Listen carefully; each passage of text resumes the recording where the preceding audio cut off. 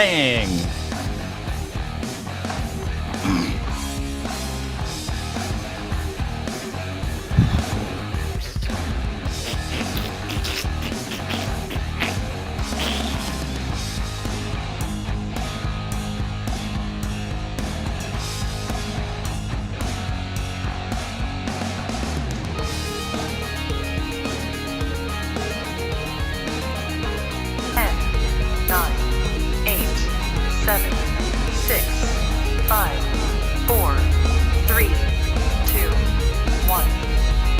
Let's start right out. Hey, what happened?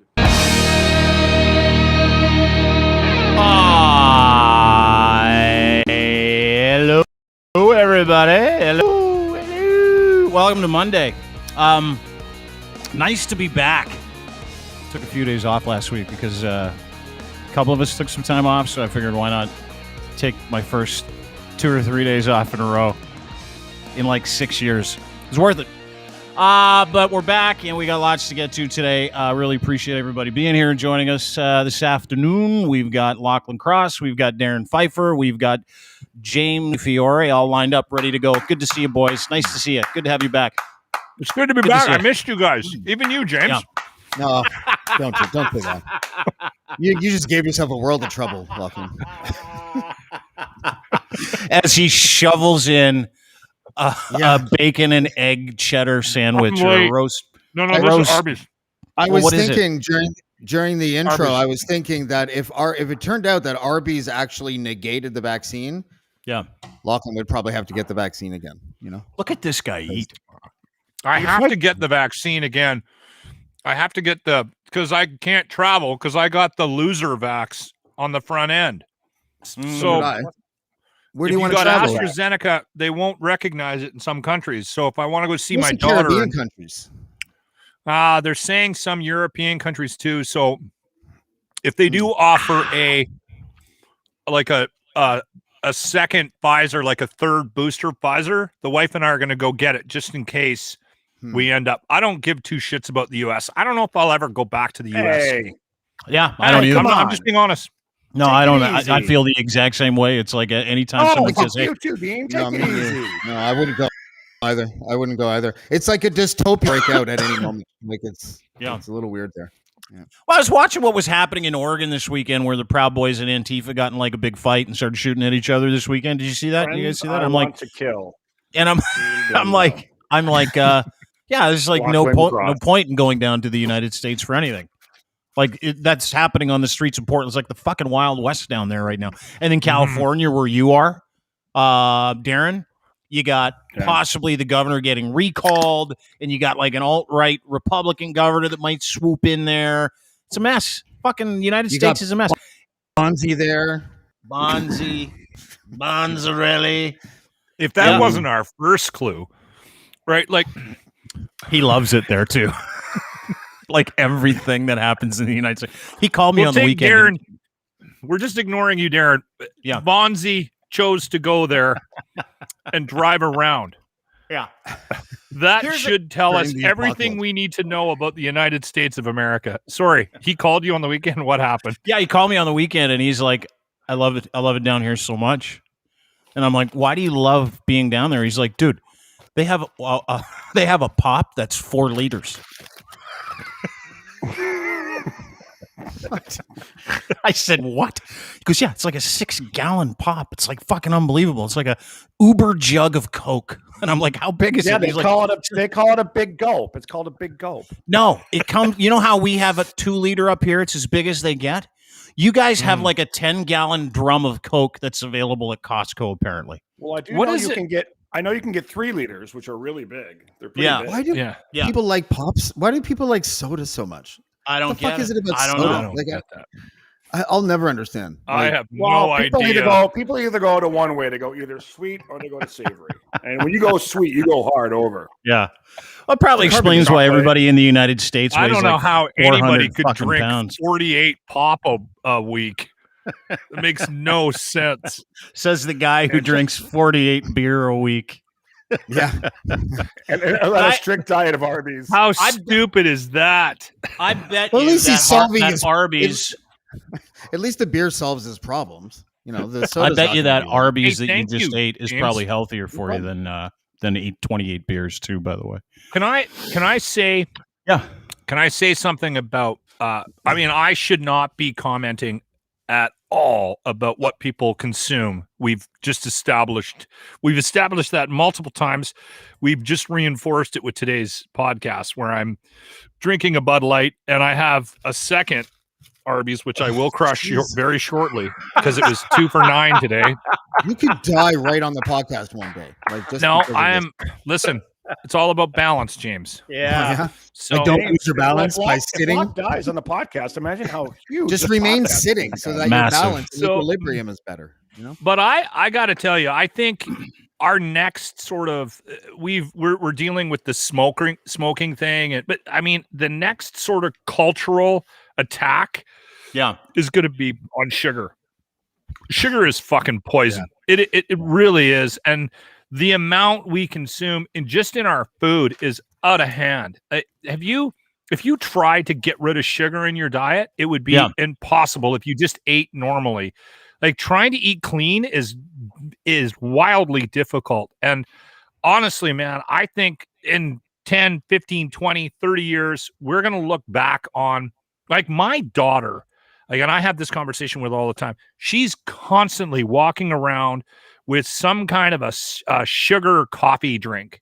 And I'm like, girl, that stuff is fucking Is it one of those poison. like fucking iced cappuccino sugary coffee with like 400 grams of fat and 28 grams of sugar and shit like that? Yeah. But they have them at all the stores now. Tim's, McDonald's, Starbucks, like all Look, these I got a fucking... question. Are you telling her that she shouldn't be drinking these super hyper sugary caffeinated Starbucks drinks while you're shotgunning 2 Bud Lights? And then she'll go, yeah, old man. Baby doll, you let's shouldn't have be a putting that stuff in your conversation. body. Let's have Darren, a conversation. there was a preamble.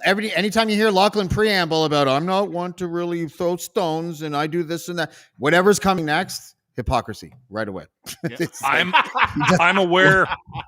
Listen, I'm aware of the hypocrisy. I do believe she said to me the last time we had this conversation about sugar drinks. Yeah. She went, "What time is it, old man?" And I went, "What do you mean? What time is it?" It's 6 o'clock. She goes, "How many beer have you had today?" That's right. I went, "Point taken. I've had 6, honey." I'm glad we're starting to talk about hypocrisy because I just want everybody to know that Lachlan is fresh off of vacation. He took off for like 2 days. He went to this fucking treehouse. I don't know. Probably shouldn't call it a fucking treehouse, just a treehouse in Fernie, British Columbia. Look at that. Him and his wife. And there's the workbench, right? That's the workbench right there. That's it. That's the place. Yeah. This guy was he handmade this whole fucking thing. Incredible. It does look like a Hobbit house, and I don't mean that in a bad way. I mean, like, that's where it's a little misconceived. Like, it looks small. Like, I could stand up in that room. That's the loft. That was where the bed was. That's where some magic happened. That was Gandalf. I don't know if they call it magic well, in your Gandalf 50s, dude. It's more like a penis. I don't. It's more. Shriveled? It's more of a couple tugs and you're done. 3 tugger. Gandalf died, right? Magic. Yeah, but the reason why he maybe calls that his was- junk. The reason he calls his junk Gandalf is because of the gray beard pubes. That's why, I think. And the long robe. I mean, his I balls. actually have yanked a couple of gray ones out down there lately. His long ball robe. That's true. That You flowing do. robe. Oh no, he's just not circumcised, and he's got these big scrotum. So. Anyway, you know what? That's no joke. Having like low hanging scrotum that sucks. Yeah. it does. I'm telling you. I've told you. I'm thinking of like On a- bike chains and shit. Like, On a humid day, that's why I don't bike. yeah. I haven't been on a I'm bike. having Why some you shit don't wrapped bike? around the gear, and Everyone that's it. shut up. Everyone shut up for a second. That is not why you don't bike. You don't bike because you're trying to prevent your testicles from getting caught in your fucking bike Imagine chain. that was the reason. You don't bike because you're terrible at biking. You probably don't even own a fucking bike. But if that is true, I need to see I these nuts. sold it. It's a garden ornament now. I Oh, sold my bike. I haven't been on a bike in probably 15 years. I'm 6'4". I'm 240 pounds. I don't look good on a bike. They're not made for me. Put a helmet on me. It's kind of weird that you chose Bilbo. And it looks like you should be calling the authorities. Like, why is that We're guy about out? the same size, Locke, me and you. Like, you got 2 inches on me and 5 pounds. Okay. All right. Yeah. And you're taller. I'm a little thicker than I want to be. I could stand to lose 20 pounds. Okay, so I have a question for you. What was it like, Locke, after you're gone for a week? You go into the woods with your wife, you get it in, you come back, and then you go back to work this morning. Did you tackle, because we're going to tackle the election today. We're going to tackle the Pfizer announcement just got approved. And as someone that lives in this content world and talks about all this dumb fucking shit every day and who's totally annoyed with everybody and totally fucking sick and tired of stupidity, was it weird having a mental break from everything, from Twitter, from news, from having conversations about dumb fucking people who don't understand science and all the other shit, and then to get back in it this morning? Was it easy to get in there? Did you have a great morning? Were you refreshed? It was okay. No. I mean, I felt my anxiety rising yesterday when I was getting ready for the show, right? Yeah. Because I was very relaxed. It was awesome. We had a view of the mountains. We were in the foothills of BC, just outside of Fernie. It was awesome. So yeah, you do kind of decompress, right? And then when you get back, like on Sunday, I'm getting ready for the show. I can feel my like anxiety ratcheting up. But yeah, I mean, I kind of live in a constant state of that. So it's more rare not to be at that heightened, like feeling your blood pressure in your neck, in the back of your head. Well, because you got to perform, right? There. Like, you got to perform the next day and you haven't performed all week. Other than I also think bed. There's a number of things in my life right now. I feel like I'm being tested. I don't know about you guys, but I feel like the world is testing me to see if I'm going to snap. I think it's this August thing, because I have legitimately tried to not give a shit, but numerous things have been happening. Yesterday, I went and played golf in the afternoon with a couple of buddies just north of town, and I had to take a shit at the end of the ninth. So I went into the clubhouse. 12 minutes in. Just want to do a time check there. Go ahead. Come on, plop in. Yeah, you know what? The commitment with which she launched that, I had to take a shit. That pivot had dog shit all over it. I was pushing cloth. So it was a clenched run to the clubhouse. I get in there, I sit down, I do my thing, and then I got to do the cleanup. Well, they had just put a new roll of toilet paper in the machine or in the unit or whatever. Yeah. And it's 1-ply. It's that big fucking 1-ply roll. I hate those. Now it's not on properly, and I don't know how to open it up, and it's not spinning. So I'm trying to fucking turn it by hand, and so one piece would come out. Shit ticket after shit ticket after shit ticket, like just a series of little shit tickets. Is that correct? Don't shit. I just about snapped, and I'm not one of those. I'm not like a single. Like, I'm not that guy. Like, I don't get a single slice, and that's not covering it. You pinch more than a loaf. Oh yeah, you need a wad, a big wad. He pinches loaves and dinner rolls. Look, can I get off topic for just a second, but stay on topic if you know what I mean? Yeah. When you're taking a crap, do you ever have this problem? Because I do, about not having you take a crap and you normally sit down and you're like, oh, this is normal, everything's fine, and then you go to grab some toilet paper and you go for your first test. I call it a test wipe just to see how bad it is, and it's like a slaughter, just a murder in your ass. And you automatically go, I don't remember eating any of that. No, I'm going to use the whole fucking roll, and sometimes you use at least half of it. Yeah. Listen. We lost Darren's North America. We did. Darren's connection's a little weak. I actually have a thing of wet ones in my bag. Brilliant. I have a bag that I carry with me, so I have those just in case things get out of hand in there. Yeah, quite often. If you're a male who likes to eat or drink anything, it's always a great idea to take wet wipes with you everywhere you go. If your anus is ever being used at all, it should probably have baby wipes on hand. Yeah, you should. That's a hot tip. Shit at all. I I thought of an invention last year when the pandemic started, because everything was about toilet paper, and it got me thinking. Like, I wanted to write an article about how we failed at bathroom culture in North America because of all those reasons I've said many times. There's no ceiling for some reason in the stall. Everything can smell. It's fucking gross. But also the big failure is that our toilet paper is dry, and so we don't really clean our asses. We smear the poo a bunch until the poo's gone, and it's James. So hold on. If you could carry around a mister, like a humidifier, one of those little humidifiers, but version, that no matter where you went, you just put a little bit of mist on your toilet paper. And I don't hate this. It's not a bad idea. But I do want to bring up that, like, we're 16 minutes and 10 seconds into this, and all you've done is talk about shit. I was just trying to clean up. I was just trying to clean it up. I literally came up with an invention to clean it up. Like, you know, really, we're the number 2 podcast in Canada, so I don't know what you're trying to do.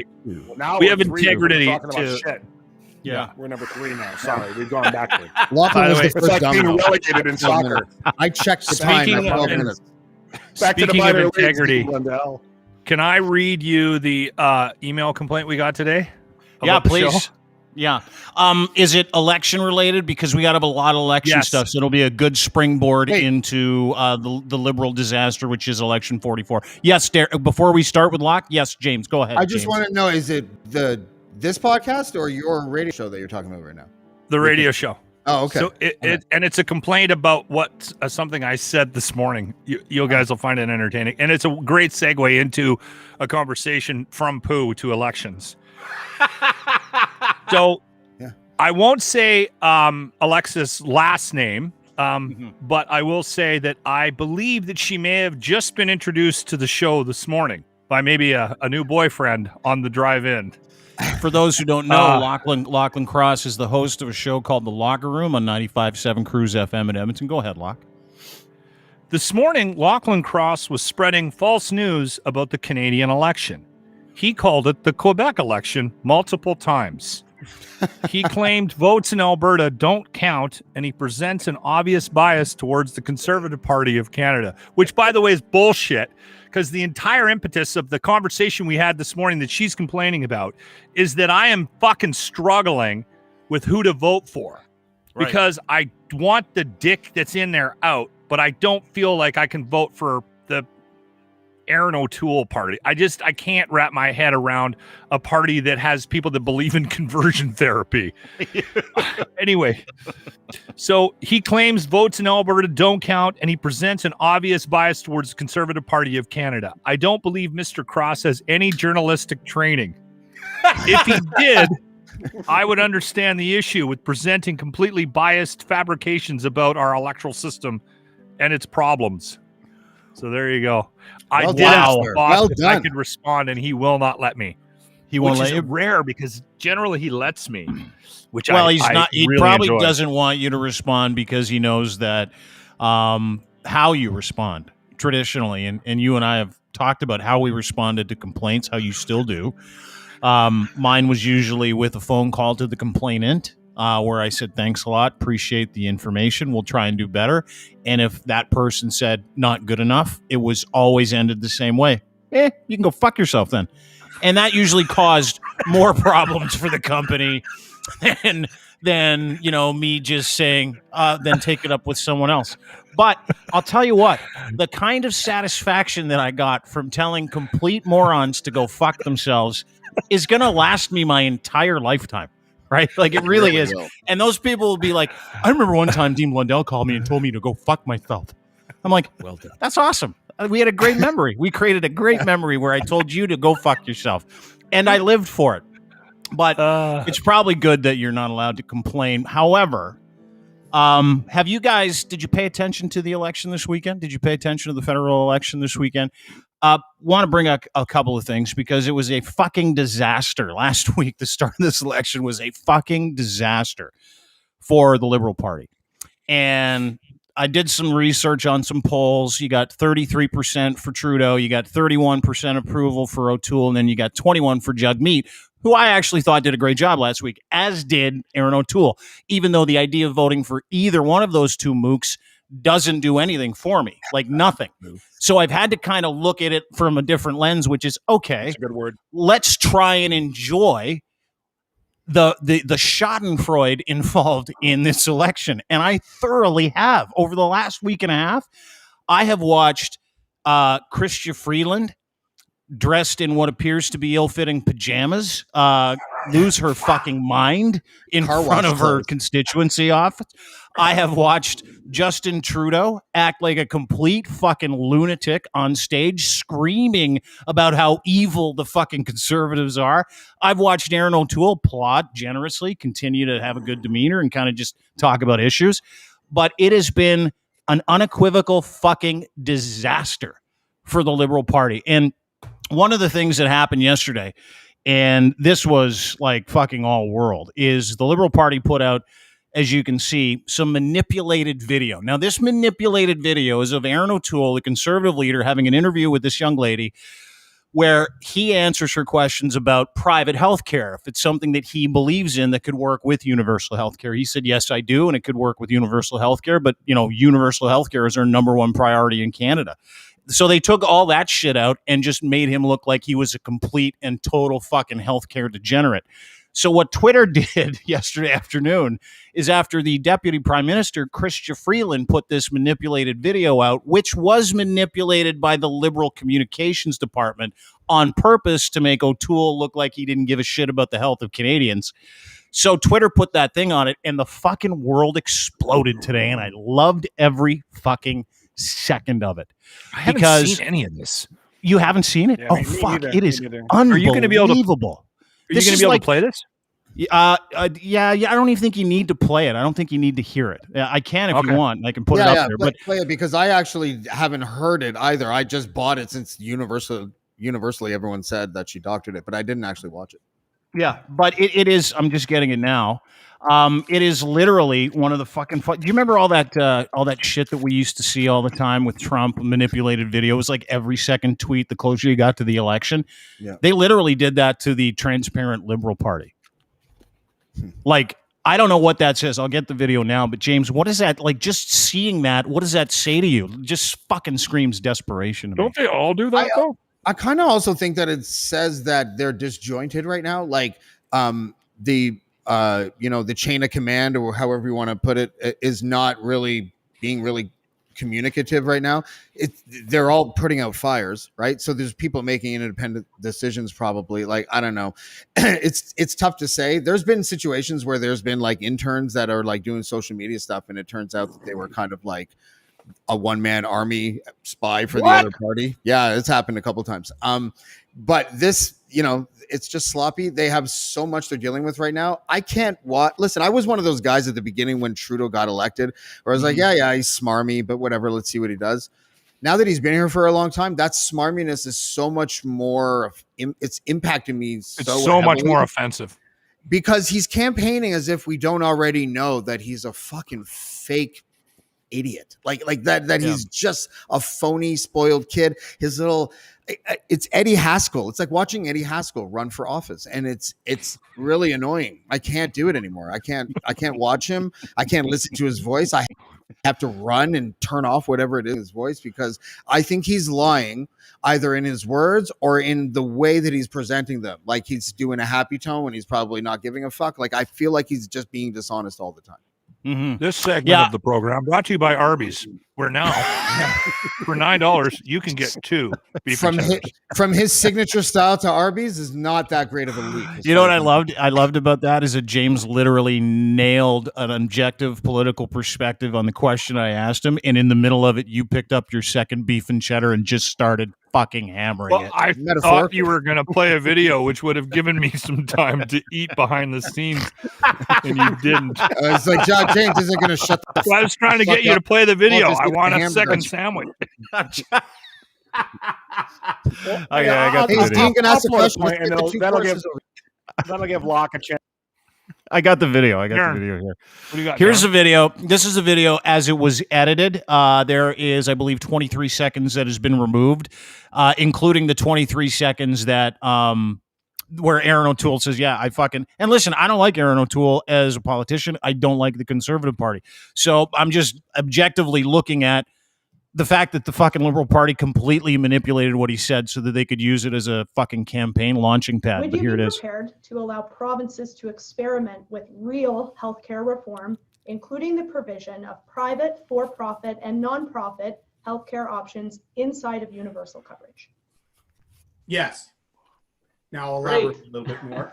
We can't have just one old model that is increasingly becoming inefficient, and we have to find public-private synergies, and that capital will come in to drive efficiencies. I've run on this for several years now. So you see how they faded in and out? Brutally document. Yeah. Brutal. Like, and do you know when that was taken? That's a year and a half old, dude. That was July 15th, 2020. So they've been sitting on that, waiting to launch that, Adam. And meanwhile, it's completely fucked up, cocked up, edited clip that they're using to sewer the guy. Like that's Justin Trudeau. That is your transparent. Conservatives do the same thing, don't they? Not yet. Not Not really. yet. I mean, they had that exaggerate. stupid Willy Wonka video, but that was like, they haven't done this. Like, I mean, this is like me literally doing a deep fake video with you, Locke, talking about how much you like young kids. Like that's the same. It's the same. I won't. Don't worry. It's the same doctoring, and it's the same result. Someone's going to doctor that up. Lachlan, you like nice kids that are young. How do we know this video is manipulated and doctored? Because Twitter said so? Because of the obvious breaks in the... Well, no, because we went back and watched the actual original video, and it was totally doctored. Now, here's the thing. I did a little digging, which is me just looking up Google's manipulation policy. This is how you know it's fucked. This is the kind of thing that you look at and you go, why? Why bother? Why would you try? This is the judgment for Twitter's manipulation videos. In order for content to be labeled or removed under this policy, they must have a reason to believe that the media or the context in which media are presented are significantly and deceptively altered or manipulated. Synthetic and manipulated media take many different forms, and people can employ a wide range of technologies to produce these media. In assessing whether media have been significantly and deceptively altered or fabricated, some of the factors we include are whether or not the content has been substantially edited in a manner that fundamentally alters its composition, sequence, timing, or framing. That is the case with that, so one strike. Any visual or auditory information, such as new video frames, overdubbed audio, or modified subtitles that have been added or removed, that meets the mark. Whether media depicting a real person have been fabricated or simulated also hits the mark. Like, that is your governing party. They tried to fucking hang this on him, and then when he was asked about it, this is Trudeau's fucking response. This was like an hour and a half ago. Listen to how disingenuous this cock is. It's fucking... Fact that Twitter says that a video that was posted by Chrystia Freeland has been manipulated, and now legal counsel for the Conservative Party is asking for an immediate investigation into that video. What's really important here is that in the middle of a pandemic, Aaron O'Toole came out unequivocally in support of private health care in terms of for-profit health care. We posted the entire interview we posted the entire interview in its entirety, and I encourage all Canadians to take a look to see what Aaron O'Toole has to say about what he sees on the future of healthcare. Wow, that guy can't lie. The balls on him to like point out. It's like in the middle of a pandemic, Aaron O'Toole. Yeah. You called a fucking election in the middle of a pandemic, a literal popularity contest in the middle of a pandemic, and he's mad because O'Toole pontificated about private public health care a year and a half ago. This is so ridiculous. Like, I was seriously really struggling over the last week or so about how to vote because I am very disappointed. I lean more conservative. That probably goes without saying. I have this sort of panic about the idea of Justin Trudeau getting back in again But I'm also wildly concerned about giving the reins to O'Toole, and I'm sort of trying to balance the idea of, okay, if my vote did help get a Conservative in my district, which they won last time, is that actually, are we worse off with the Conservative than we are with what we have now? And I'm struggling with that right now. But I gotta say, the more I see Justin Trudeau talk, because I'm listening to him, because for months now I've just been if I see his ugly face, I shut it off. Like I can't do it. But I've been listening. That stammering before he talked about releasing the full length video. Yeah. That's him lying. Isn't the oh my God, it's so blatant. Yeah. It's so disgusting.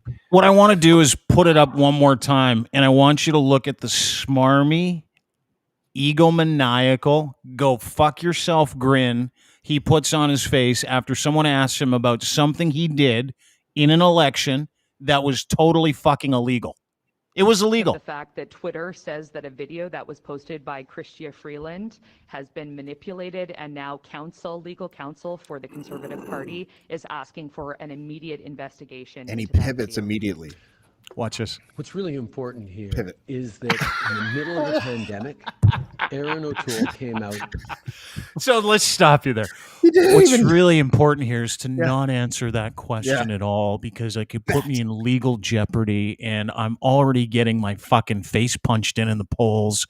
So what I'm going to do is smile and lie my little tiny dick off and tell everybody out there that he released this. He had that opinion in the middle of a pandemic. Guess what? It wasn't. It was at the start of the pandemic a year and a half ago. And you held on to that video and brought it out, and you pretended like it just happened, you dumb fuck. Well, and like the edits are so bad. It's blatantly been doctored. I mean, the idea that you start off your answer with the pivot you're supposed to use in 30 seconds is hilarious, right? Because normally it would be like this. Well, we're going to have the lawyers take a look at the circumstances that are surrounding how the video was edited. But what I think is really important, and that's what they normally do, he gets the question and goes like this. Yeah, I'm not going to answer that. What's really important, like, he reminded me of my ex-girlfriend, because, as soon as you get it, you're like, logic. And she's like, well, what about what you did 3 weeks ago? And you're like, I won. Like it worked. Yeah, dude, the pause itself tells me everything. Watch this. Is it illegal? Yeah. It is illegal to doctor a video and put it out so that you can use it against somebody else. It is 100% illegal. I think it might violate election law, which is a regulatory offense, not a criminal offense. So it's that's what I'm asking. It's a regulatory offense. As the only panelist who's been convicted of a regulatory offense under electoral law in this country, I can tell you that you can still cross the border if you get convicted. But how many times did you vote in that election? Well, I cast 3 ballots, I would say. Good for you. Yeah. Good for you. And but at least you told the truth about it. Yeah. No, I got hired to do it beforehand by Now Magazine. Oh, did you really? Yeah. You got hired to actually commit election fraud? I got hired. I told them what I would do, and which was vote once and then spoil my other 2 ballots, which are technically votes. They're just spoiled votes. And they said, okay. But the editor, Ellie Kersner, didn't know, neither did I at the time, that voter ID was such a staunch right-wing issue. Like they really wanted it. Because at the time, up until 2015, you did not need photo ID to vote in an election. And almost nobody knew that. So that's what I want to expose. What? I wonder how they picked you. I picked them. Let's get James to do it. That guy's got nothing to lose.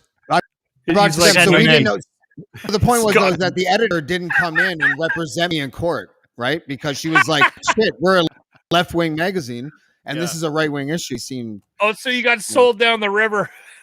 Yeah, by the guys that hire Now Magazine. Shocker.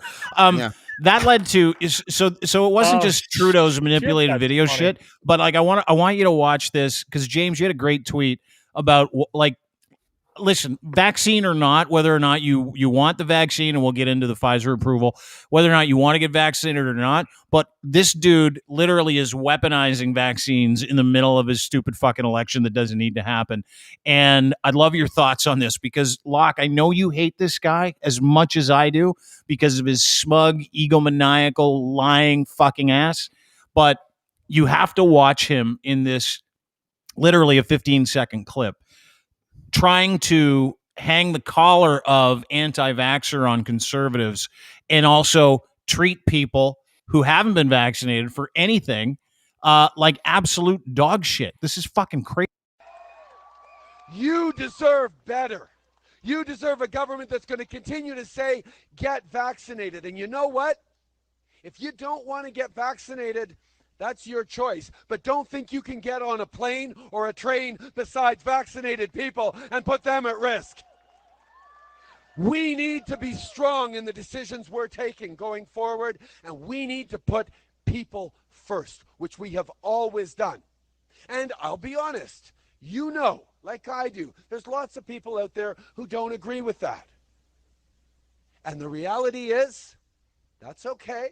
We're in a democracy. People can make themselves heard. And that's part of why we need to have this moment for people to make that choice for the future.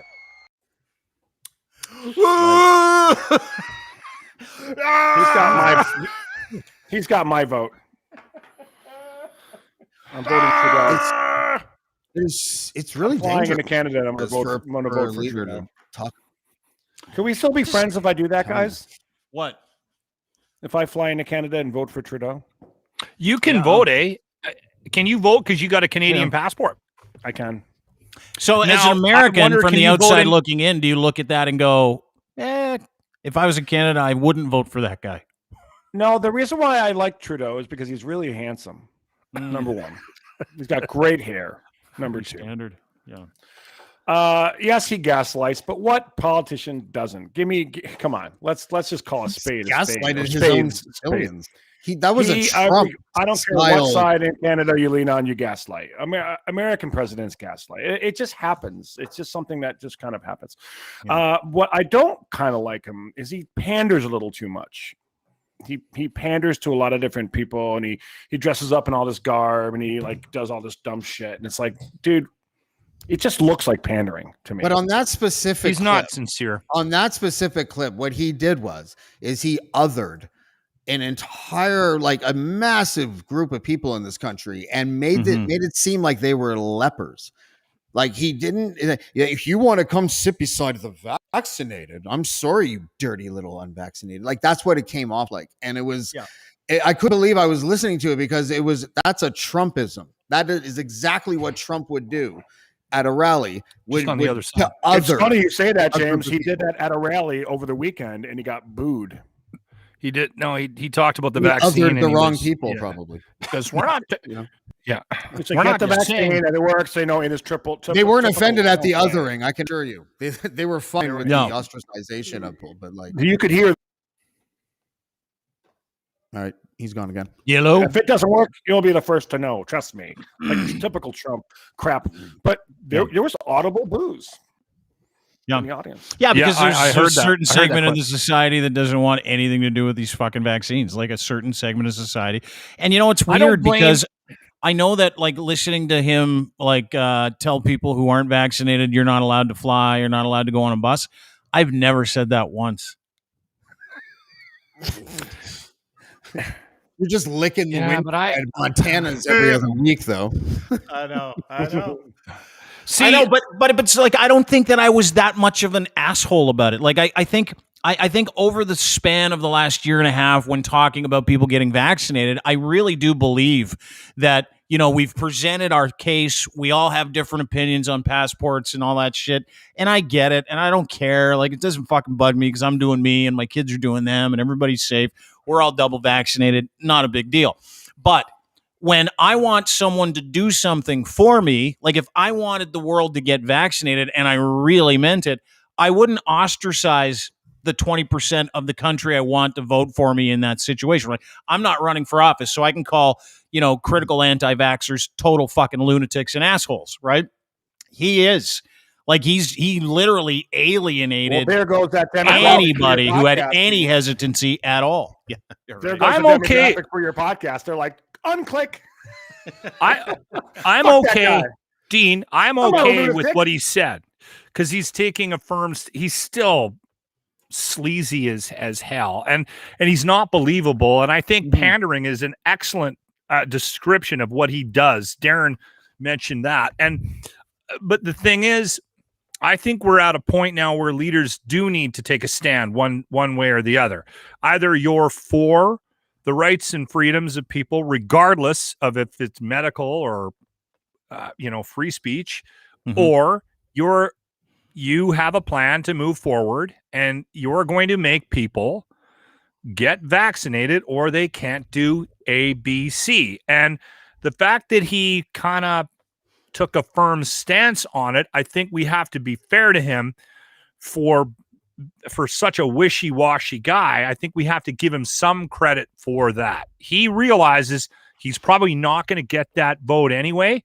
So it's kind of, it's a risk reward thing. He's like, listen, I'd rather reward the people that are going to vote, that are probably vaxxed. They're probably more liberal leaning.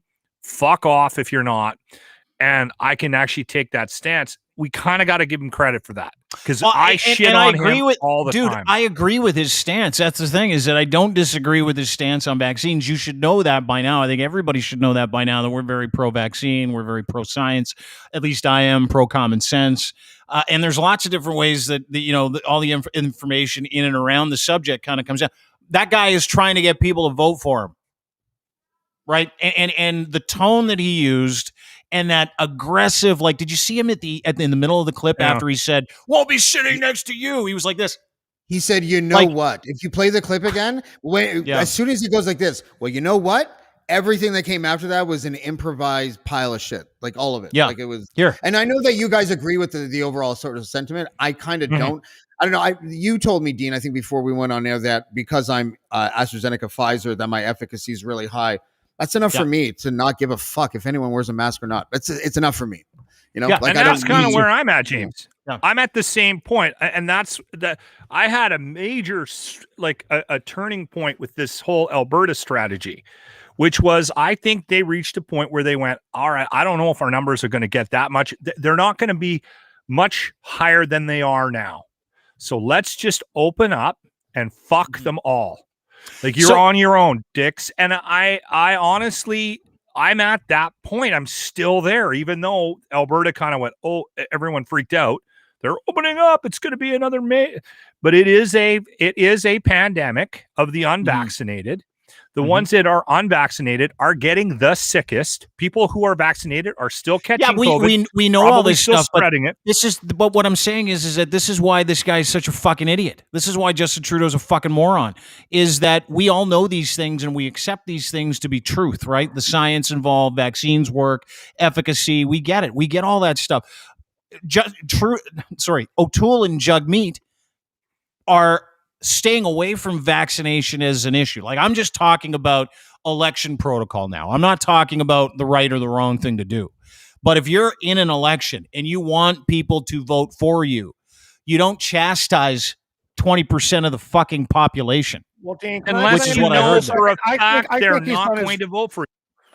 Go ahead, I think he's done his research, and I think that Justin Trudeau has some pretty smart people working for him. You might not like the guy, fine, but I think he has some good research people looking shit up and getting semi-facts or facts in front of him before he makes comments. That being said, he probably knows that the people in the country of Canada that don't want to be vaccinated, let me finish it, don't want to be vaccinated, aren't going to vote for him no matter what he says. I agree with Darren. Darren. He comes out as the leader of Canada and says, "Get fucking vaccinated, you fucking idiots." That's kind of what he said. In a roundabout way. I applaud it. Get fucking vaccinated, you fucking idiots. I think it's a miscalculation. And the reason why I think it's a miscalculation is because I think that was an improvised part. I think he was asked something or whatever, and he pivoted in the middle. You could see it. It's like, well, okay, fine then. But then if this happens, but that doesn't mean he didn't know the information ahead of time. Well, who knows? It's an unknown. But the point is that as a strategy, if you're not going to get that 20% of people, do you think then that you're going to net new voters somewhere in the middle or whatever if you do attack them? I don't because think they don't care. I do. I think they think they have I think that works on the right. I think that on the right that tends to work. If you pick a target group, it's usually immigrants or something like that. You say, of all these like dog whistle phrases that sort of target immigrants, I think that you might be able to yield some sort of like moderate conservative or centrist, something like that. But he's like taking the lowest hanging fruit of all time and saying, I'm going to like kick dirt in their eye again. And he's and by the way, he's our leader. He should be saying to them, he should be pleading with them to get vaccinated. He'd be like, look, we understand that there's a lot of information out there. Sometimes it's hard to get the accurate picture. We understand that. We sympathize, we empathize, whatever. But you get vaccinated. Do it for your grandma. Do it for your kids. We need to make sure we get this country back on track again. Say something like that. Like, why are you like making it like it reminded me a little bit of the way of Jim Crow. It was like a Jim Crow moment, I thought, where you wanted to segregate, two groups of people. I don't know. I will go to a ball game and sit in the unvaccinated section. And I will do that because I'm vaccinated. Tell you, James. If I don't have enough confidence in the vaccine, I shouldn't have got it. And that's just the way. Let me tell you why I think what he said might turn a few people towards him. And it just happened no more than 5 minutes ago on this podcast when Locke said, look, I hate the guy. I think he's scummy. I wish a bear would rip his head off and eat it. He doesn't like the guy. None of you guys like the guy, but Locke did say I can respect him for having a hard stance as a leader and picking a side and sticking to it, especially in a situation. I'm still not voting for the dick, but exactly. That's where the values. It made you look at him a little in a little more of a positive light. But what if someone else that doesn't have that much vile or hate for the guy goes, you know what? I like him. I'm voting for him. Well, that brings a great question, right, James. I want to start with you too. Be canceled out. All right, go ahead. Brings a great question. There's a massive swath of, and I was actually texting with Warren Kinsella this morning. I know you guys don't. I know you're not a fan, but I think that as far as the conservative perspective goes, he's nailed it. And it was, and I said something to him in reference to, we are so fucking used to identifying as conservative or liberal. We look past the idea that critical thought could be a really important thing, right? Having the ability to think critically about who the person is and the merit or the character of the person. So what I do when I'm listening to this, Locke, to your question about who the fuck do you vote for, I think it's a pretty easy scenario if you include a formula, which is what do I stand for and what do I want, right? Because it's really easy for everybody to go, that guy's a fucking idiot, this guy's fucking useless, that guy's a neocon. Like, we get it. We're not impressed with who we have to run for office in this country, from a prime minister's role down to a fucking MP, down to an MP. I mean, we all know that generally speaking, politicians are people who have failed in the real world and they have some kind of community backbone. And so they'll fucking run for office, and that's what they do. And so in the big scheme of things, I think we have a responsibility, and I'm talking to everybody that's listening. That we've got a few hundred people listening. We've got a bunch of people that'll re-listen to this on the #2 news podcast in Canada. Fuck, that kills me. 5 now, but what are you doing? I don't care. What are you doing? Like, what are you doing for you? Are you saying? Because I like to filter decisions through 3 things. One is, does this person have any virtue and do I identify with it? Do they have character? Do they have priorities? And can I actually trust this guy? And are they out for the greater good? If you wrap it all up in the greater good, Trudeau isn't into the greater good just by the very fucking idea that he called an election in a fucking pandemic, right?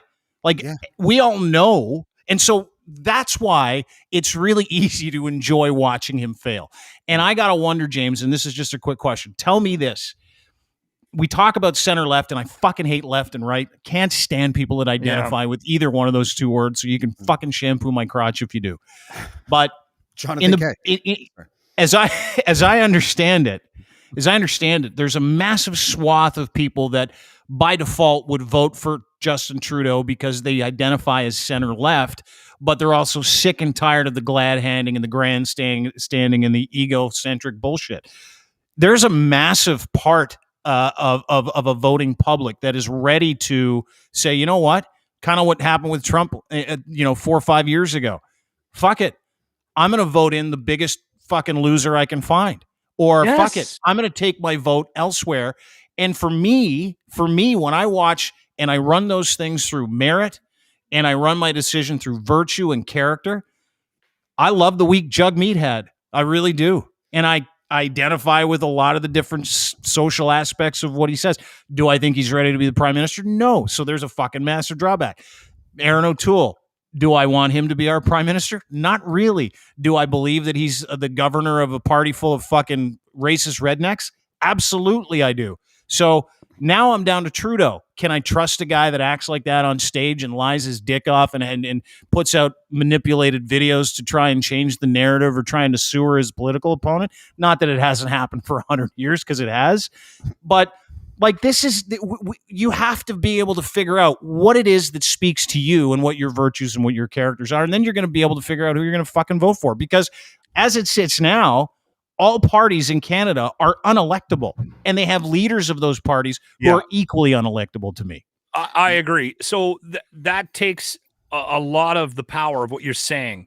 You're putting all this pressure on us and people that are voting to vote to have this idea of the greater good in mind. And I'm trying to do that, Dean, but I'm also, for whatever reason, I'm caught up on who ultimately will get to run the country.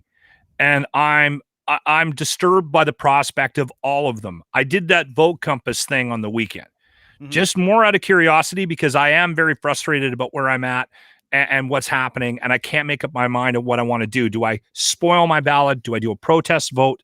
Do I vote Conservatives because they might actually have a chance to get in? And can I chew on how backwards some of their policies are in my mind? So I took this vote compass thing, and I ended up trying to answer it as brutally honest as I could. And I spent time. I read each question 2-3 times, and I'm like, be fucking honest. And I ended up with a choice of Maxime Bernier's fucking racist party, which you could have just said Alberta and saved us all that 90 seconds. Honestly, I am ready to light the whole thing on fire. Well, you know what? You know what it said about me? Honest, I did the same thing with Vote Compass. It said you should vote for the Bloc Québécois. I'm like, all right. It is a Quebec election, after all. Thank you, James. Full circle. And so you know, that whole Vote Compass thing is bullshit too. You know, as much as I hate Ezra Levant, wasn't it him a few years ago that was like, no matter what you put in, it comes back as liberal? Usually does, yeah. You know, well, that didn't work for me. I don't think I've made any. Apparently, I'm voting for the Nazi Party of Canada. That's right. How would you guys feel if Maggie the monkey just picked the next prime minister with a wheel? Not bad. I think Maggie the monkey is running for the Liberal Party, I thought. Hey, speaking of which, just a quick aside. I haven't seen Sophie Trudeau anywhere, the Prime Minister's wife.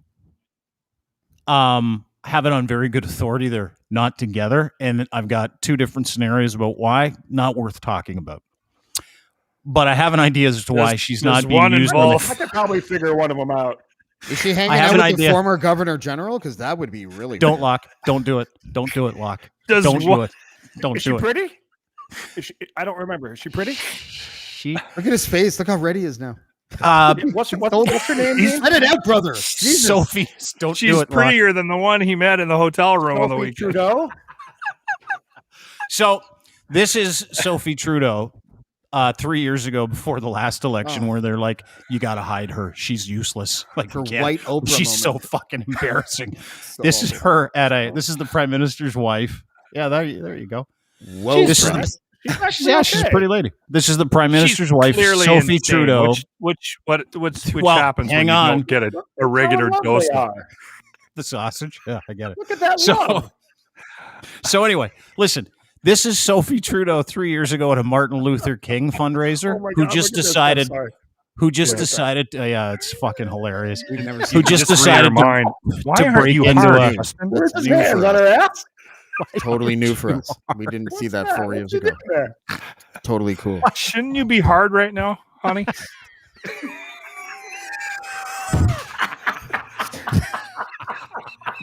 Why is Seamus texting you so much? What a joke. I fucking love doing this with you guys. Okay, so hold it. This is Sophie Trudeau at a Martin Luther King fundraiser. I want you to watch the whole thing. Just be quiet for a second until she starts singing. I am not wrong about this. You better mute me. That's all I'm saying. You better fucking don't mute my say microphone. anything. Sophie Trudeau 3 years ago. Me. This is one of the reasons why they put her on ice and are like, you can't go out in public. Because I have heard my fellow human beings and friends here today sing. This is not planned, trust me. I'm going to step up. Yes, and I'm going to sing you a song that I wrote for my daughter, Ella Grace. Oh, no. At a moment where I was going through a difficult time, She wrote it. and where I remind myself of all the hope that there is in one's life and all the hope that there is in love and helping out each other. Right. Inspired by Mariah Carey. Smile Back at Me. And it goes like this. Oh, Jesus Christ. This is so... Some people doubt that angels can fly. She's going to sing. Some people fight. Rob Gill's comment. Thank you for that, Rob. Oh my God, she's going to sing. She said, Some people Put some chords to this.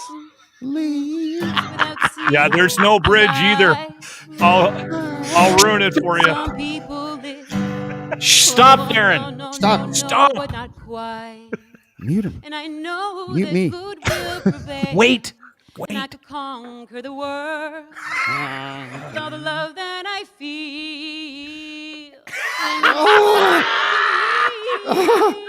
Stop it. When you smile back at me, When was this?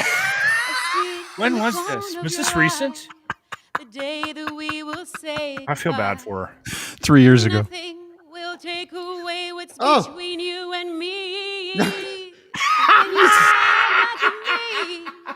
When you smile back at me, when you smile, when you smile, when you smile. Stop. No one's smiling, honey. No one. You know, honestly, can I just say, can I open this, please? Because I want to open it because I think it's worth pointing out that was so bad. I thought she was delivering her father's eulogy. No, that was a hit. That's a fucking hit. Oh, that is a hit. Okay. Listen, See you later, everybody. I'll be honest. There's usually one break or two, maybe 3 a day where I'm driving home, where I've said something or we've done something on the show where I go, that one's going to keep me up tonight. Really? I have never done anything on the air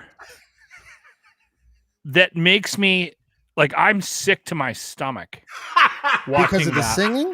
Because of the singing. Whatever her decision, like whoever made that decision to do that in that environment. Yeah.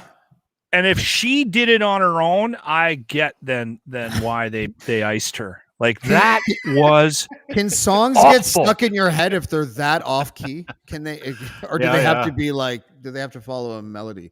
Because I don't see any pattern. I'll tell you why. I don't see any pattern. James, Stop it, Dean. A song Stop can it, get stuck in your head if it's off key. Do you remember the Brady Bunch song? When it's time to change, then it's time to change. And that's a great example of an off key hook. It was like Kanye West singing Queen. That doesn't work. Do you remember when it was a couple of years ago when her and her doofus husband decided to lead the entire Liberal caucus in some impromptu yoga? Do you remember that? I got to see. You got a video? Yoga caucus just sounds weird. No, I don't. Yeah.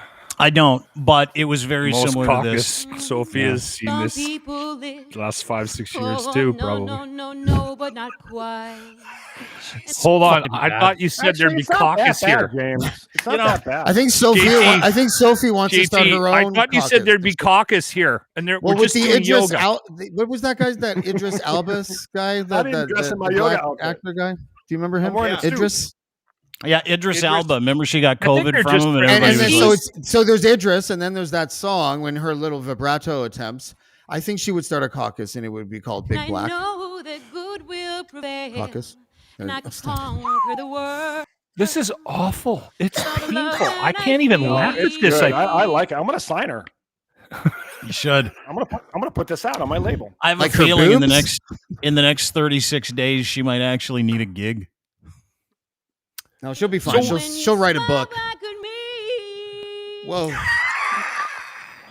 That's actually not that bad, guys. All joking aside, it's not that bad. It's awful. Darren, what are you hearing that I'm not? What are you hearing that I'm not? She's singing in key. No shit. Okay, like really? Mostly. Mostly. There's no structure to the song at all. Like, you know what, guys? To each their own. She did her best. That's really bad if that's her best. That's so fucking bad. Speaking of the best, did you guys see today that Pfizer has been approved? Ladies and gentlemen. Fucking drummers. Thank you, drummers. Pfizer's finally been approved. The FDA finally approved the first COVID-19 vaccine. So, as I said yesterday, I was like, fuck, you guys have gonna have to find another excuse now. Because that was like the big thing, right? Like, I'm not putting an experimental vaccine in my body, not doing it. And now that it's approved, they've got nothing else to say. However, after I put that out, I just wanted to point out that I got an email from Rising Warrior, who coincidentally, let's just have a look at the bio. Rising Warrior, her credentials: wife, mom, supporter of Canada's Charts of Rights and Freedoms, advocate. I love Jesus, but I cuss a little. Anti-dictatorship. It's always the same thing with these fucking lunatics. She said, approval doesn't mean they're safe. No vaccine trial with more than a couple dozen deaths would have continued or received an FDA approval. That's because nobody died, not from the vaccine. This jab was rammed through without long-term data regarding safety, efficacy, and the side effects in less than 2 years. So even though this thing has been... Has the vaccine not killed anybody? And it's fine. Yes. Oh, no. Yes.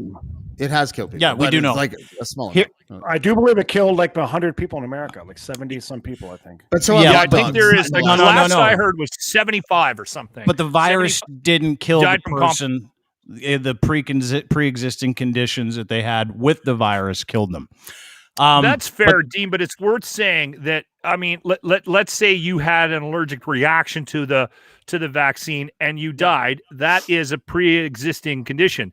We have to give that a mention, just like we would if somebody who has COVID ends up succumbing to COVID, and the big reason was obesity or diabetes or high blood pressure or the countless number of things that cause you problems, asthma, whatever it is. We would do the same thing, right? We would say, oh no, COVID killed them. It's got to work both ways, Dean. Yeah, I know it's got to work both ways. I don't think the vaccine just fucking killed somebody. Like a healthy, like 25-year-old young man got the vaccine and died. There was something more going on there. I also am well aware of the fact that COVID, if you get it and you're not healthy and you got pre-existing, your chances of dying are much higher. It has to work on both ends. Yeah, it's like 80% of the people that die are well overweight and have diabetes and are largely older people. Yeah. Yes. And it works both ways. I do understand that. And that those are the groups of people that are trying to say that they'd rather take their lumps with COVID than they'd rather take any opportunity for disaster with the vaccine. But the incident rate for these vaccines, specifically for Pfizer, here's some details. It's like 0.0009%. Specifically, the FDA's review for approval, the agency analyzed effectiveness data. This is actually a press release from the FDA. 20,000 vaccines, 20,000 placebo recipients aged 16 and older who did not have evidence of the COVID-19 virus infection within a week of receiving the second dose. They've given the vaccine a name. It's called Comirnaty. And it was evaluated in 22,000 people who got the vaccine based on results. The vaccine was 91% effective in preventing COVID-19 disease. More than half of the clinical trial participants were followed for safety outcomes for 4 months after the second dose. So, and if you don't, the efficacy for vaccines, if you don't see any negative effect within the first 2 months, then they continue to monitor month after month after month. But it is considered a good vaccine. And if 91% is even higher than they had originally projected. Didn't they say we'd be lucky if we got to 90%? 88, 87 it was a sort of a target at the front end of the distribution of the vaccine. But a lower efficacy rate than the mix, the AstraZeneca Pfizer mix. Yeah, but the then AstraZeneca, they're not Pfizer recognizing the AstraZeneca, right? Like that's bizarre to me. Yeah, it's because every country's different. Yeah, every country's different, and you accept it, and you might have to go get a booster if that's what you want. But the incredible part was after I put this out, all the people, because my tweet was really simple. It was like, "Fuck, you losers have to find another excuse now." I thought I was pretty nice about the whole thing, to be honest with you. But this is what came back. Hang on, is this my guy? Yeah, this is from Alberta's Outlawed Media. 80 followers, by the way. Blundell. No wonder you're irrelevant when you can't even hold your own against a guy like Sky. I think he means Chris Sky. You know your career is over and washed up. Seems to me that my comment got your panties in a bunch and your feelings became your tweet. It's okay, Fruit Loop. Go to your safe spot now. So I replied to him, you got 80 followers and won't stop tweeting me, but I'm irrelevant. Hot stuff, fuckface. Can't do that if you work for a radio station. Emotion. So is it? I got a question. Can I call Dean Fruit Loop from now on? Yeah, for sure. I don't care. Can you see that tweet on your show tomorrow? That'd be amazing. Yeah. I doubt it. Wait, did you guys fucking unbelievable. Did you guys see Jagmeet Singh use the dead body of Jack Layton to try to become more popular? Did you see what he did? We're in campaign. Was he trying to?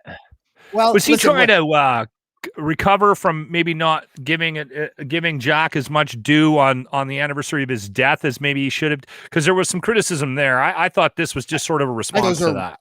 I think those writers just sort of like pontificating out loud and then onto a page. But what I thought was like, because you're in your campaign, so that's the moment that he decides to drudge out Layton's memory and to say that he wants to name the riding, the Toronto Danforth riding to Danforth Layton or something like that.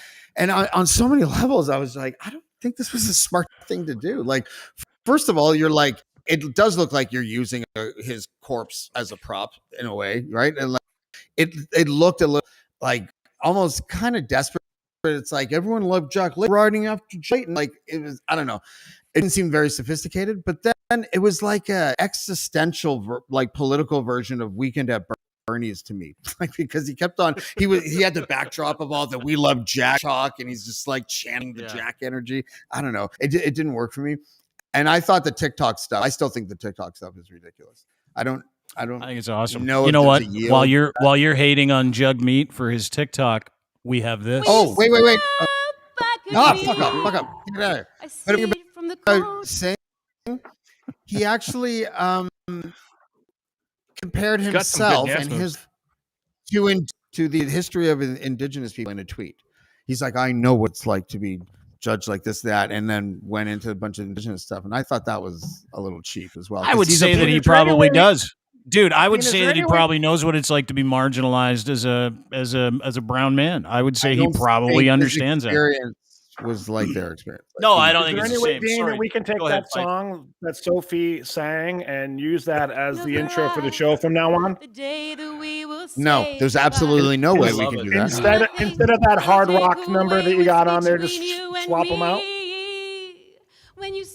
If I can rap over top of guitar, then yes, Gordon Lightfoot underneath of this. I could take that. I could take that performance and lay some chords on underneath it. Look at Emily. Please do. Please, no. No, I need to see what Darren can do with it. Yeah, let me work with it. I'll send it to you. Knows what she's talking about. Yeah. I'll send it to you. But as radio guys, just to kind of put a bow on the COVID conversation, R.I.P. to Phil Valentine. Oh, that clown! Fuck him! All right, fuck him! Fuck him! Fuck him to hell! And fuck his stupid Trudeau. Family. That'll make everything better. Fuck his friends and fuck his parents and fuck everybody that supported him and said, "Hey, you know what? The you're purge, doing a good job." The purge. We should just kill all the unvaccinated people in a kind of purge. I'm fine with that. I'm totally fine with that. Some of them might die anyway. We don't actually have to dedicate a night to it. Anybody was confused about who was the American? Darren, go ahead. You were saying? I'm gonna go hard, Dr. Evil. Play it backwards. 1 million deaths. Fuck them all. Let them all fucking die. You don't want to get vaccinated? Totally cool. I get it. Freedom fries all day long. But when you die, go fuck yourself. All right. So now that we've got that out of the way, I want to play. This is Phil Valentine. He's an alt-right radio host. Was he really confident in his positions, Dean? Oh, man, I got to play this for you. I want you to listen very carefully. This is his very last radio break. Now, if you're unfamiliar with what I'm talking about, a break is considered a segment that you're on the radio for. That's called a break. His very last break was him telling everybody that he has gotten COVID and he has beaten COVID. He died 24 hours after this break. I want you to listen. And by the way, when he was lying on his deathbed in his hospital, he started begging his family members to get the vaccine, like begging. But I want you to listen very carefully to this guy who campaigned and went on the radio for 2 years talking about how COVID was a hoax. It's not real and the vaccine sucks. His name's Phil Valentine. R.I.P. Phil. I'll give you an update on my COVID status. And today I woke up with it had moved to my chest. So this thing ain't over yet. I mean, I think I'm on the other side of it, but then just when I think I'm on the other side, I wake up like this. So other than fascism and stomping their feet to get their way, the left's freak out over America's vaccination holdouts makes 0 sense. So you look at the situation I'm in, and this is why I was, making an educated decision on whether to get it. I have a 99.5% survival rate with coronavirus. So far, so good. 99.5%. Why in the world would I get the vaccine with a 99.5% survival rate? Biden's push to get the FDA to approve the China flu vaccine is only about one thing: removing a talking point from those preaching against getting vaccinated.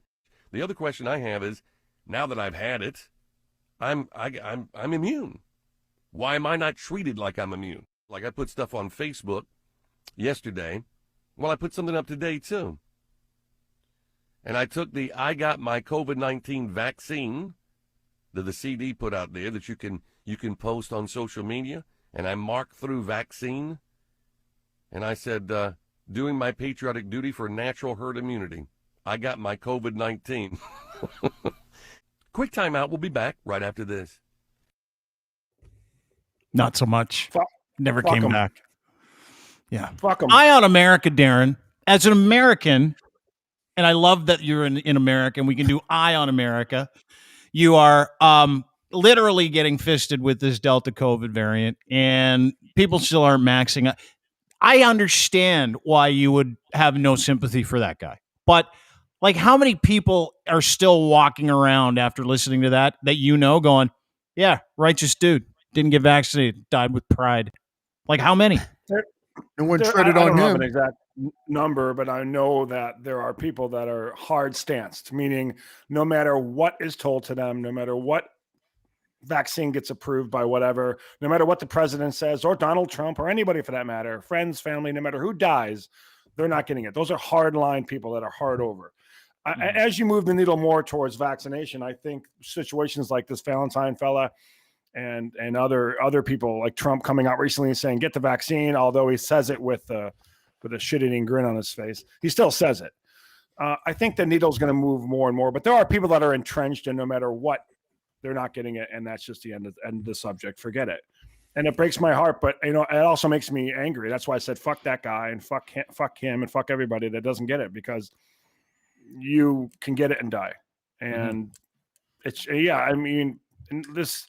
I hope that his listeners read the story of this guy getting COVID after blasting it and blasting Biden and blasting the virus and say maybe, hey, just maybe, I should rethink my thoughts. The people I mentioned earlier are going to be entrenched, and they're not going to move at all. They're not going to budge. But maybe the people, as the needle moves a little closer towards sanity, go, geez, Valentine got it and he's dead.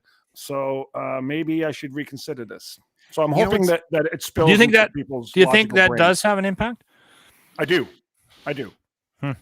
I don't know how big that number is. I can't like quantize the numbers, but I know it must affect people. Man, I know a disturbing amount of people that are anti-vax. Like a number. You're in Alberta. There's a lot of people.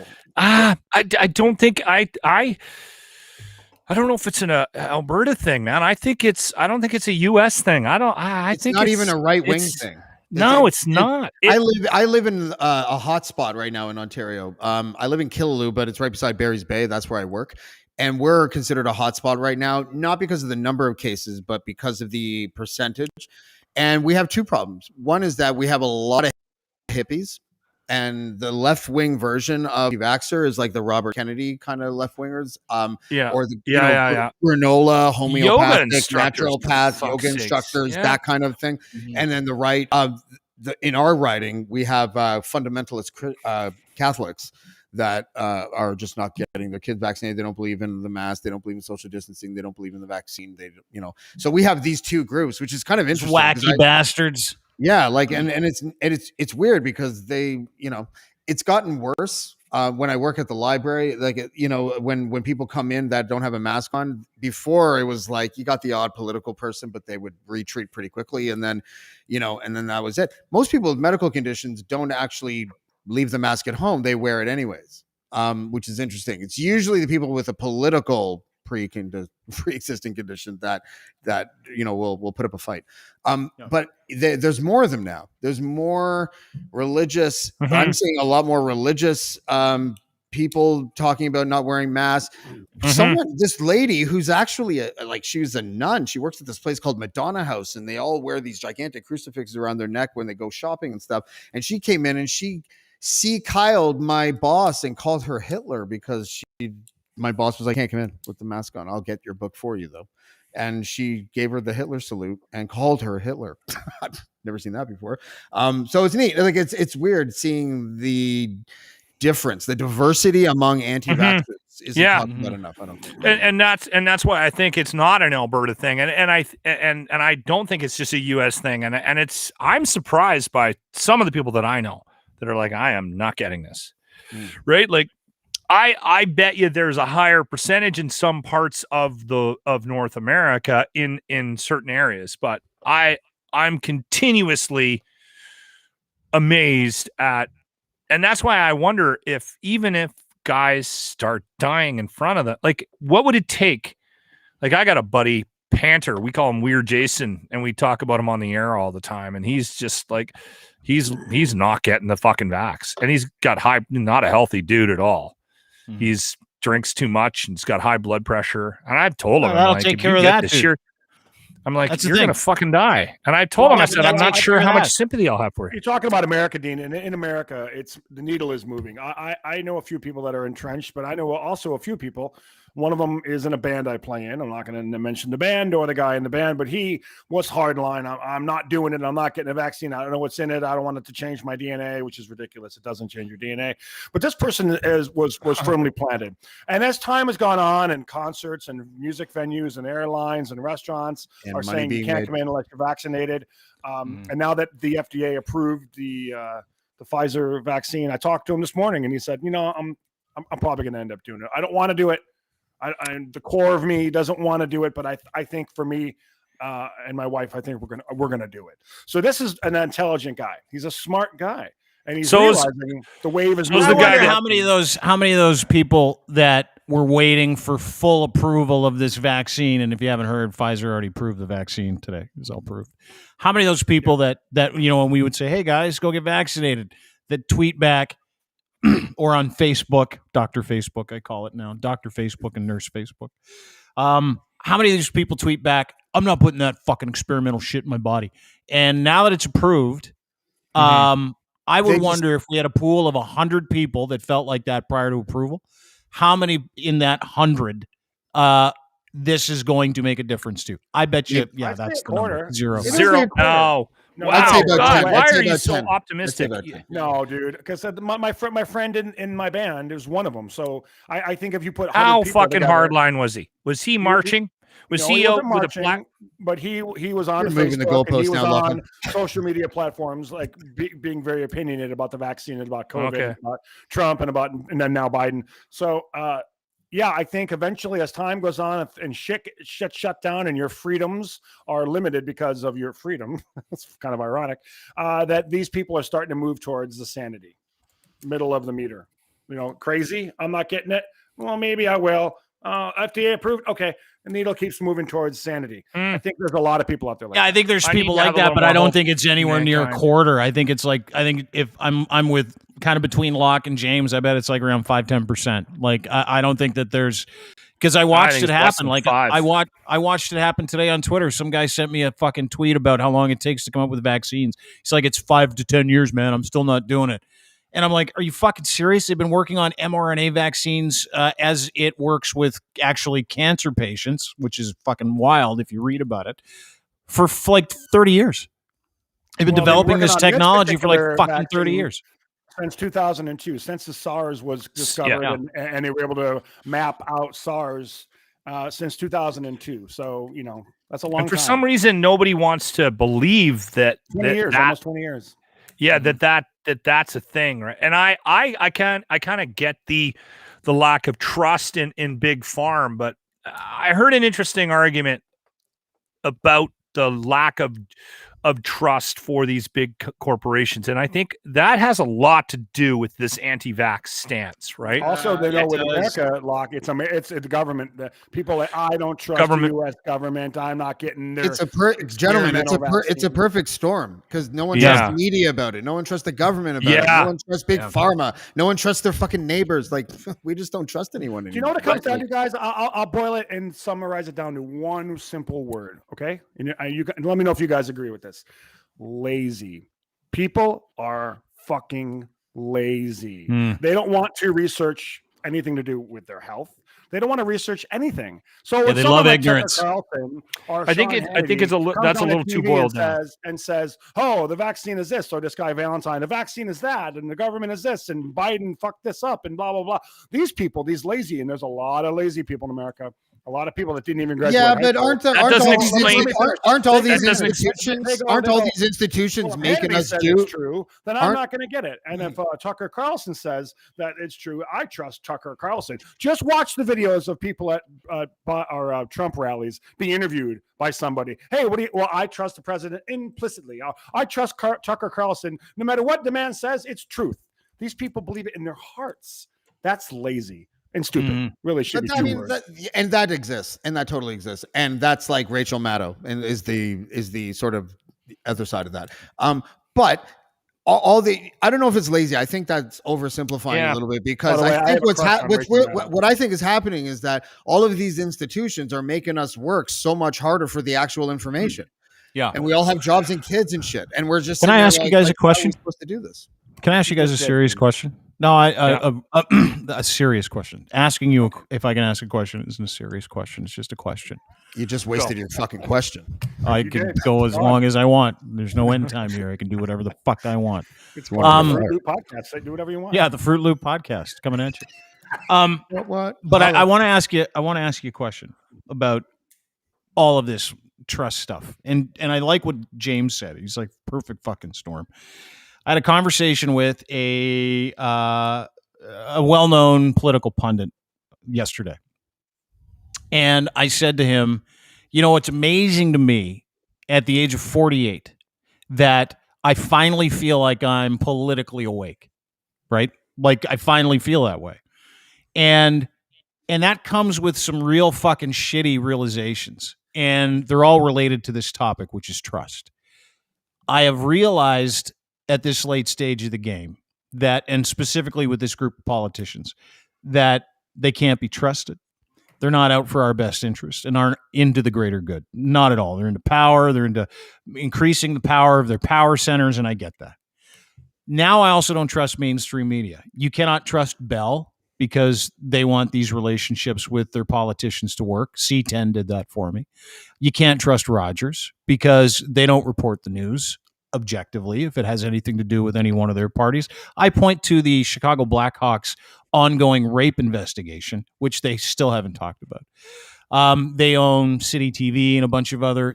Same thing with the Toronto Sun. I watched that fucking piece of shit Brian Lilly go ham-handed all weekend, who's currently banging the premier's press secretary and left his wife for that situation. So I don't trust the Sun. I don't trust news. I don't trust any radio station in this city that plays a fucking Marineland ad. Like, we are in a situation where the media and the things that mainstream media tell us are mitigated by the closeness of their relationships. So we never get objective news. And I do want to point this out. And I saw this today, and I think it's important to bring it up. And I fucking mean this from the bottom of my heart. If a newspaper or broadcaster endorses a candidate in a federal election, they are not a legitimate news source. It is the arm of a political power center based on executive relationships with losers and assholes who hate objective truth. It's a mouthful, but I believe that. And so what that has done, if I am firmly rooted in science and reality, and if the only thing I give a shit about in this inception of my life is the objective truth, I totally get why there are people out there that don't trust the media when they tell them vaccines are safe. They don't trust the government when they tell them to fucking get vaccinated. Who would? I look at the situation that anti-vaxxers are in now, and I go, I don't think why. I think why not? Of course, I get it. Let me intervene just for a sec. Yeah. With regards to what you're saying about newspapers and TV stations leaning one way, leaning another, I completely agree with you. So that's why you got to take news with a grain of salt. And on that note, if someone says something, it's reported that this candidate said this. Well, is there video? No? Okay. Maybe he did. Maybe he didn't. Is there's video of that guy or girl saying blah, blah, blah, then that's real news. They said it. Number two, health and vaccines, and we're in the relationship, like you mentioned, to the news sources. Yeah. I can tell you, my mom was a nurse for 40 years. My sister is a nurse currently at the CDC and got COVID twice because she's on the front lines. My brother was a paramedic for 25 years. Medical science runs deep in my family. I'm the idiot drummer. Okay. Yeah, I know. But I do respect, I do respect the fact, and this is a fact. People listening, please hear me, okay? And believe me, science and doctors and nurses and these people, like I just mentioned, my family, they care about only one thing and one thing only. The greater good. The greater good of your health. They do not want you to die. They want to lick diseases. They want you out of the hospital. They don't want you in the hospital in the first place. So when they say something collectively and go, hey, this thing is a COVID thing, blah, blah, blah. And so we did the research and we think you should get vaccinated. It's safe, it's effective, blah, blah, blah. People should go, wow, a nurse or a doctor just said I should get vaccinated. Maybe I should. That's the rational, common sense thing to do. Not, well, they're just a tool of the Canadian government or the tool of the American government, or they lean with the National Post, or they lean with the Sun. I'm angry. No, I'm angry. I'm not getting that fucking vaccine. I don't care if it's approved. Doctors, when they talk, all they care about is they want you to live. That's it. But I mean, how many times have we had somebody from the medical profession on here? Numerous times in the last couple of months, and they all say the same thing. They're just as frustrated as everybody else is, Darren, with the messaging. So again, it boils down to who's delivering the message, and it's worth a conversation to sit there and go, okay, why are people at where they are at? And why are they making the decisions they're making? Okay. Somebody needs to get in front of it and try to fix it at least. And I don't know what the fucking answer is. Comment on the data moving or the message changing. The message is always changing. Yes. From the medical. Yes, I agree. It is. But let me tell you, and the medical community is wildly upset about that, right? Yeah, this COVID situation is not it's a fluid situation. It's constantly shifting and changing and moving. Numbers and data is shifting and changing. It's mutating. It's going here. It's going there. So the data shifts, and then when data shifts, information shifts. It's not CDC's fault or the WHO's fault. Or, when they do a bunch of research and they look at the research and they say, hey, this research was different from what we had a week ago, and then they report it, people go, well, that wasn't what you said a week ago. It's like, no, but so what I just crunched the numbers. Yeah, but what I think what happens is that when the data changes, the clickbait changes, the headlines change. And so you're promoting it now from a perspective, often from fear, from an aspect of fear, especially in the United States. So if data changes from one thing to another thing, usually what you'll see is like the headline that makes you go like this and you want to click on it. The only other thing that I would say, Dean, about your point about the media is that the first time that a newspaper endorsed a candidate was like in 1860. And and I agree with you that they shouldn't do it, because I don't see why they should be tilting the scales at all like that. But it's as old as I disagree. I side one way or the other all the time, and I'm in the mainstream media. And the only time I'm ever going to lie to you is somebody brought free shit. Yeah, but morning shows in the New York Times. These are great brownies. Thank you.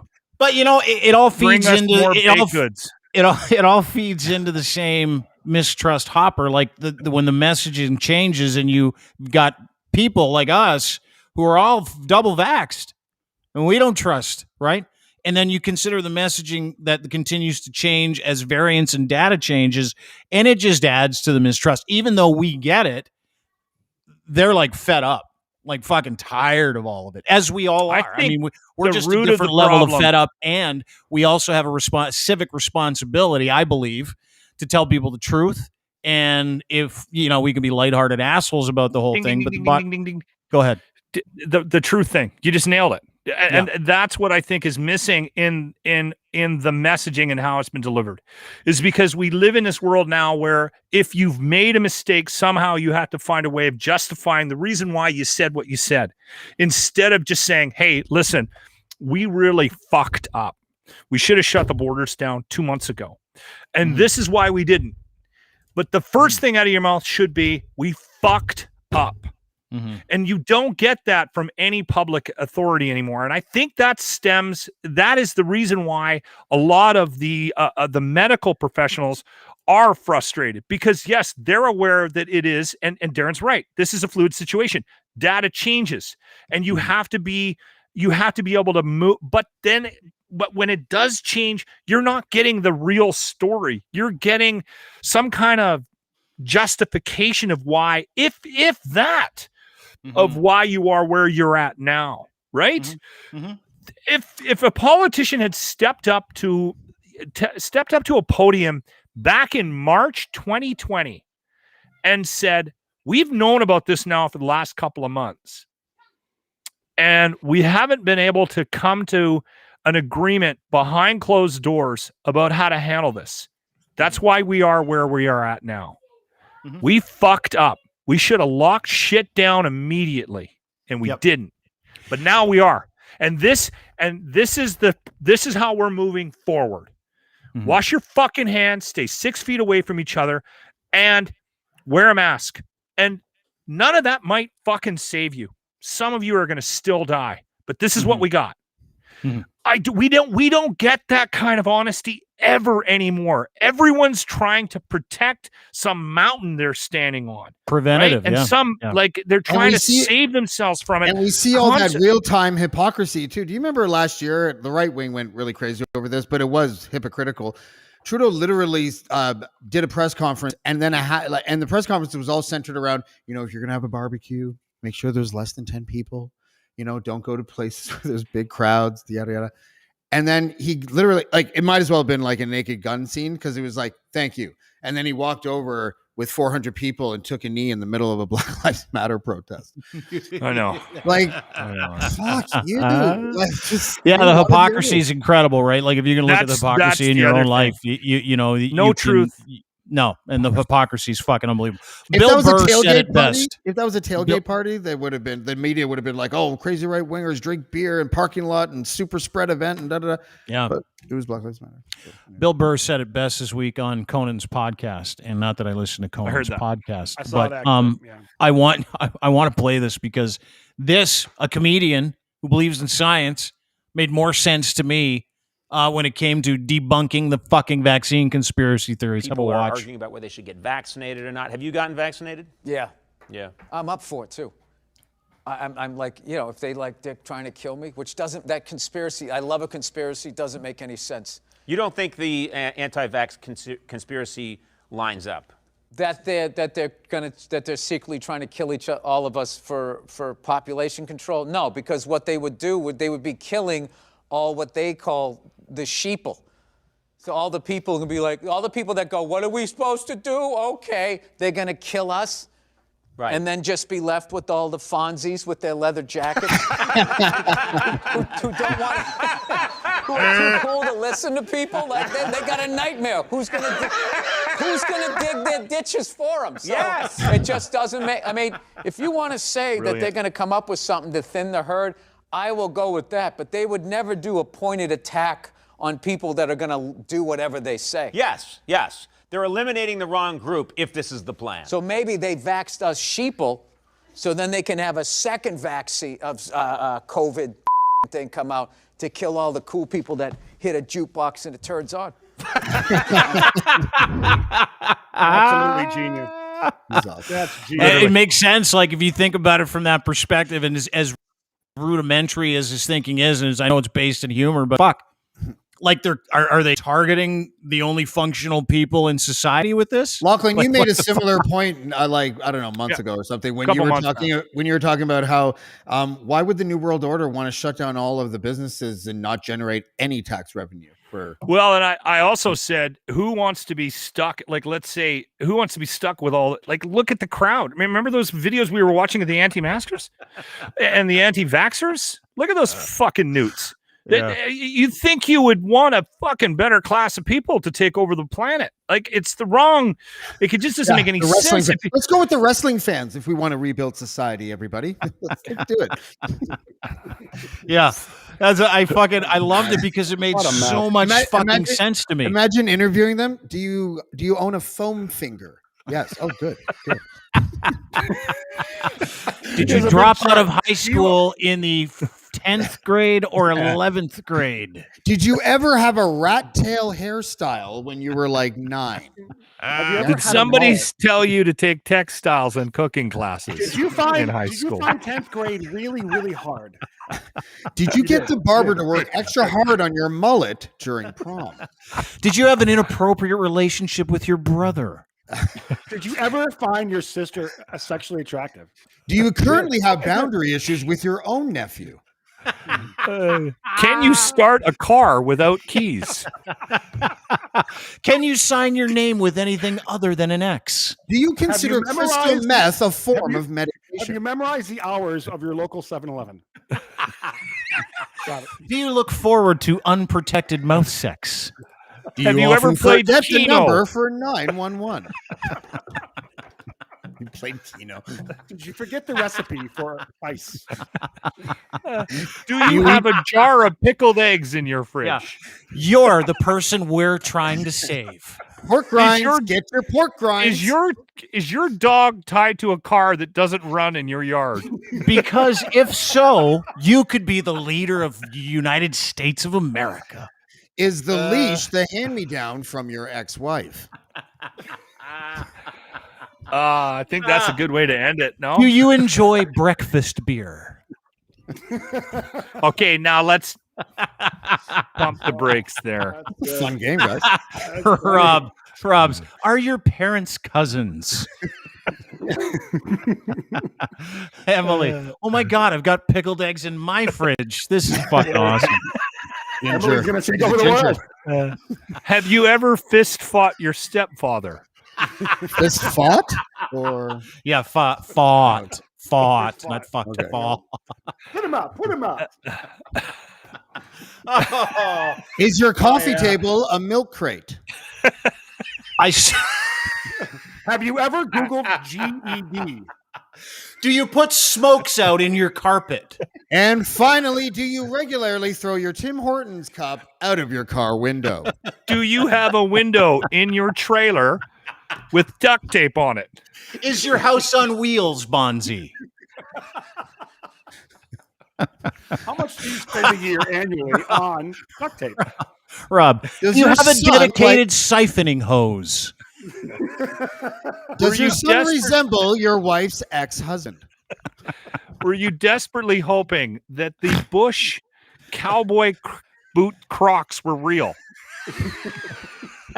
Do you hold a loyalty card for a variety store slushy club?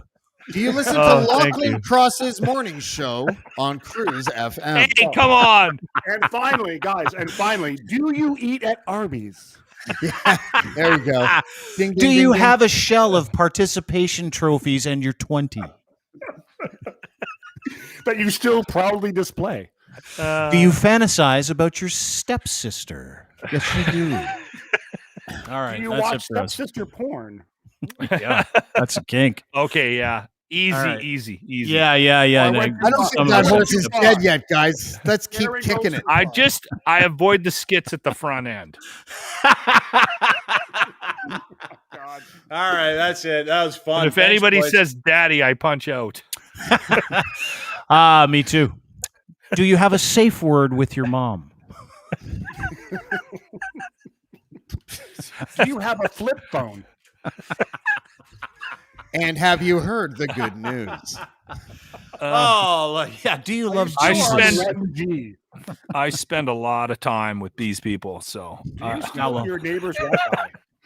Have a great day, guys. Lachlan Cross, 95.7 Cruise FM in Edmonton's where you can find him. Lachlan Cross on Twitter. Darren Pfeiffer, The Dangerous Darren Show, wherever you get your, fine podcasts, including Adobe Radio, which is where Darren's podcast is called The Dangerous Darren Show. It's good. And Thank you. Really interesting because I saw a little thing from a guy named Peter Tatchell today. I do have to go. I'm sorry. See you, buddy. And James has a big podcast with Peter Tatchell and another trans activist, I believe, coming up. And I was really excited. Blackballed. When is that? When is your podcast? August 30th. So it's Peter Tatchell, Right. probably the most famous British gay activist for the last 4 decades. And then Professor Kathleen Stock, who actually is a trans activist critic. She thinks that, women's sports and certain women's spaces should be kept for biological women. And so they're at odds. They're at odds. Yeah. So hopefully it's a good show. Hey, we're already James, having a couple red really, flags in the email stream. James, you're really like entrenched in that topic, and you know a lot about it. It would be safe to call you a trans professional. I am an amateur, so am I a trans am? Yes. I love the dad jokes to end the podcast. Yeah. Thanks, buddy. Way to go. But you're American, so I already knew that because you know all your buddies that had to go to IROC. I get it. Yeah. Nicely Thanks, played. boys. Nice James move. DiFiore, Blackballed the similar podcast. Go and subscribe for Blackballed the podcast wherever you get your fine podcast. He's got a great one coming up this week on the 30th. Thanks, brother. Great to see you. At James DiFiore on Twitter, and my friend Darren Pfeiffer is at Darren99 on Twitter. That's where you can find him as well. Thanks for being part of the podcast. Good to be back. Good to have some laughs today.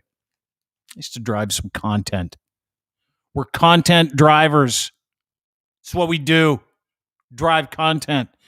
And thanks to our friends over at Ed's Fine Imports. He sells Gitch. You need to get yourself a pair of luxury underwear, boxer briefs made for real dudes who like to separate their junk from their legs. There's a pouch. There's a banana hammock pouch in the front. You put your stuff in it, and it keeps it all fresh down there. These are luxury underwear.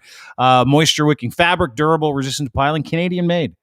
These are Canadian-made, Canadian design, Canadian concept. Order them today. Gitch3 is your promo code. Gitch, and then the number 3. Go to edsfineimports.com. Order them today. He'll send them to you.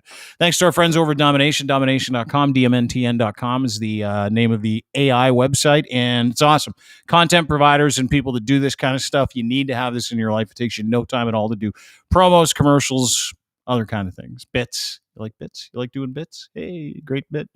DMNTN.com is your best friend. Try it for free today. Go to DMNTN.com today. Our friends over at Blue Microphones. BlueMicrophones.com. Excuse me, it's BlueMic.com, and it's at Blue Microphones on Twitter. Check out everything they have to help you game, to help you podcast, to help you do anything digitally. They have everything, including Logitech cameras. We use those. We use the Blue Yeti X mics, the MoFi headphones, best in the business. Go to Blue Microphone on Twitter at Blue Microphones or BlueMic.com for more details. And Easy Auto Financial, if you're looking for a car, these guys are awesome. Wonderful people. Their goal is to get you financing and not have you to pay for it. And the whole thing about the financing is so hard for people that've got shitty credit or maybe your credit. They love that. And they're going to send you to go get the car that you want. It's all turnkey. Go to easyautofinancial.ca. Again, easyautofinancial.ca. That's it for me. Have a great day, everybody. We'll see you tomorrow. Bye. As I have heard my fellow human beings and friends here today sing. This is not planned, trust me.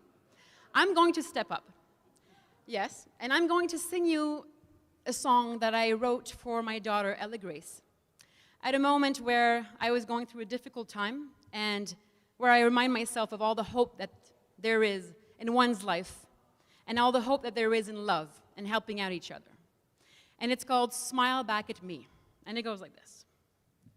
Some people doubt that angels can fly, and some people fight without knowing why. Some people live without seeing